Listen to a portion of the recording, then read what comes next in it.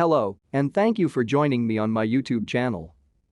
Here are 11 of the most well-known presidential dogs in American history. If you haven't already, please subscribe to my channel so that you can be among the first to watch my newest uploads. I greatly value all of your help. Over the years, the White House has been home to a wide variety of animals belonging to the president, including pigs, parrots, roosters, and even a raccoon. However, which animal is the most popular? We're talking about dogs, of course. In fact, dog residents of the White House have been a constant fixture throughout the 20th and into the 21st centuries. Let us take a look at some of the most well-known presidential dogs in American history. 1. George Washington, president from 1789 to 1797. He owned American foxhounds, whose names were Sweet Lips, Scentwell, and Vulcan. A new dog breed that our first president developed is still in existence today. According to the American Kennel Club, the American foxhound originated when George Washington, an obsessive fox hunter, crossed his black and tan coonhounds with French hounds to create a dog with exceptional speed, intelligence, and a keen sense of scent. Washington owned around 20 dogs, all of which bore imaginative names. Some of his favorites were named Sweet Lips, Tipsy, Tippler, Clo, Drunkard, and Vulcan. In fact, Psychology Today quotes him as calling Sweet Lips the ultimate foxhound. Washington took very good care of his canine companions, making regular trips to the kennels both early and late every day. 2. Abraham Lincoln, president from 1861 to 1865, he owned a mixed breed called Fido. If you've ever wondered why Fido is such a popular pet name, it's because Fido, President Lincoln's dog, has a legacy nearly as important as that of our 16th president. Even before moving into the White House, Fido was often seen accompanying Abraham Lincoln on his daily errands and strolls across the neighborhood. Fido had a rough time adjusting to Lincoln's presidency, with all the new visitors and constant relocation. According to the Presidential Pet Museum, the Lincolns made the painful decision to entrust Fido to a friend, but only under the following terms. Never leave Fido tied outside alone. Don't ever scold him for tracking mud inside the home. When he begins scratching at the door, you should always let him in. Don't worry about him disturbing the meal by wandering around the room. Apparently, President Lincoln was so tall that he needed a special couch manufactured for his dog, so he sent Fido out with one. What a wonderful place to take a snooze. 3. Theodore Roosevelt, president from 1901 to 1909, he owned a bulldog now believed to be a bull terrier. He named him Pete. Theodore Teddy Roosevelt's bull terrier, Pete, was the most well-known of his many presidential pets, which also included a badger and kangaroo rats. Although no photographs of Pete exist, his fame has endured. Pete's most notable trait was his penchant for biting the ankles of White House employees and guests. According to the Presidential Pet Museum, Roosevelt referred to Pete as ridiculously devoted and frequently excused the dog's misbehavior. As time went by, Teddy ran out of lame explanations. Pete followed the French ambassador up a tree, according to a 1907 article in the Washington Post. The unforgivable episode caused Pete to be transferred to live with a local doctor, but he eventually returned to the Roosevelt household. 4. Franklin D. Roosevelt, president from 1933 to 1945. He owned Scottish Terrier. He named the dog Fala. While Teddy was president, his brother Franklin D. Roosevelt had 8 dogs.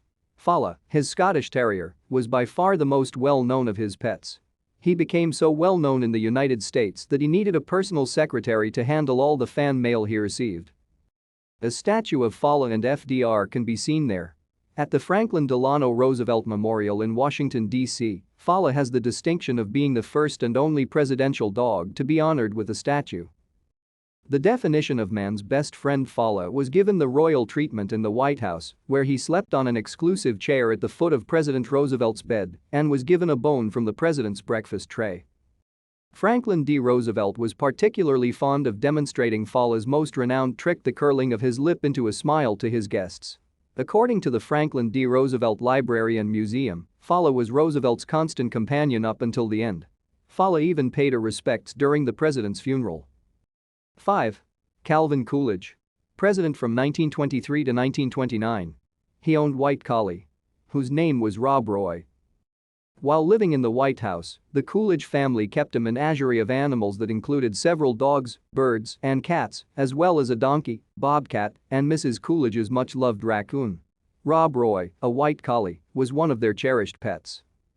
According to White House history, First Lady Grace Goodhue Coolidge's dog Rob Roy, so named after a popular drink during Prohibition, was the first dog to appear in an official First Family portrait. Rob Roy was called a dignified gentleman of tremendous courage and loyalty by Calvin Coolidge, according to Washington. A History of Our National City. He slept in the Coolidge's bedroom, accompanied the president on trips to the Oval Office, and even went shopping with Mrs. Coolidge in Washington, D.C. 6. John F. Kennedy, president from 1961 to 1963, he owned a mixed breed. Called Pashinka. She became well known for three primary reasons. Her mother was the first dog to fly into space and return safely, she was accused of being a Russian puppy spy, and she prevented the world from being destroyed by nuclear weapons. Typical dog behavior. Jackie Kennedy reportedly asked if there were any puppies after taking a shine to Soviet leader Nikita Khrushchev's famed astronaut dog during a state luncheon. One of the pups eventually made its way to the Oval Office a few months later. We think the sweetest gift was President Kennedy's Pashinka, which he received from Khrushchev during the Cold War. America Comes Alive claims that Pashinka was thoroughly searched to make sure she didn't have any listening devices or other clues on her that could suggest she was a spy before she was invited into the Kennedys' home. She was allowed into the White House despite the fact that she did not come from a presidential family. Despite his sensitivity to dogs, JFK decided to keep Pashinka because he thought it would be good for the Kennedy kids to grow up with pets. 7. Ronald Reagan. President from 1981 to 1989. He owned Bouvier de Flanders. Known by him as Lucky. According to the Presidential Pet Museum, the Reagans received Lucky as a gift and fondly named him after Mrs. Reagan's mother, Edith Luckett Davis. Because Lucky was a huge dog, the typical weight of a Bouvier de Flanders is 77 to 100 pounds, he needed a lot of exercise. The Reagans quickly came to this conclusion, and they made the decision to relocate Lucky permanently from the White House to their California ranch. In 1999, the Presidential Pet Museum opened with Lucky as its muse. The Washington Post claims that the museum's former curator was Reagan's official dog groomer. 8. George H. W. Bush, president from 1989 to 1993. He owned English Springer Spaniel. Called Millie. New York Times best-selling author Millie was the first presidential dog. Nonprofit literacy organizations benefited from the sale of Millie's book. As dictated to Barbara Bush, which the Houston Chronicle reports is a dog's eye perspective of a day in the life of the president. Both the Bushes and the rest of the country, but especially the people of Houston, Texas, adored Millie. Millie Bush Bark Park, the town's first dog park, was opened in George Bush Park after 5 years of citizen petitioning. Many people in the city have long wished for a dog park, and in 2004 their wish came true. There are artificial fire hydrants, walking paths, off-leash play areas, swimming ponds, and even doggy showers in this park. In 2005, the park won the title of Greatest Dog Park in the nation, and it has maintained that distinction ever since. The Houston Chronicle claims that the park continues to draw visitors long after it was named the finest in the country for dogs in 2005. 9. Bill Clinton, president from 1993 to 2001, he owned Chocolate Labrador. Called Buddy. According to Animal Planet, President Clinton named his dog Buddy after his late great-uncle Henry Buddy Grisham, a dog trainer and breeder who was active for more than 50 years. As soon as Buddy moved into the White House, a slew of fan organizations and websites began to pop up in his honor. The Clintons' cats, Buddy and Socks, battled like real brothers and sisters. During the Clinton administration, their rivalry became a well-known facet of life in the White House. Even First Lady Hillary Clinton's book Dear Socks, Dear Buddy. Kids' letters to the first pets was inspired by the adorable fuzzy duo. According to the book, the famous pets received a massive number of fan mail from adoring followers all around the country. 10. Barack Obama, president from 2009 to 2017, he owned Portuguese water dog. Called Beau. Malia and Sasha Obama, daughters of President Obama, were promised a dog if he were elected. According to PBS, Beau's fame grew to the point where he spawned 4 novels, a plush toy offered in the White House online gift shop, and even a set timetable. Beau, like FDR's legendary dog Fala, jetted across the world with the first family on Air Force One and met a slew of foreign dignitaries. He was often seen accompanying Michelle Obama to her children's book readings, where he soon became the most anticipated visitor. Being the leader of the pack isn't a picnic. Both Beau and his 2013 sibling, Sonny, nearly became dog food. Fortunately, the guy was apprehended by the Secret Service before his evil plan could be implemented. 11. Joe Biden, president from 2021 to present, he owns German Shepherds. Called Champ and Major. Two new canine members of the presidential family have recently been introduced, and they are rather notable. According to CBS News, President Biden's newest puppy, Major, makes history as the first shelter dog to ever live in the White House.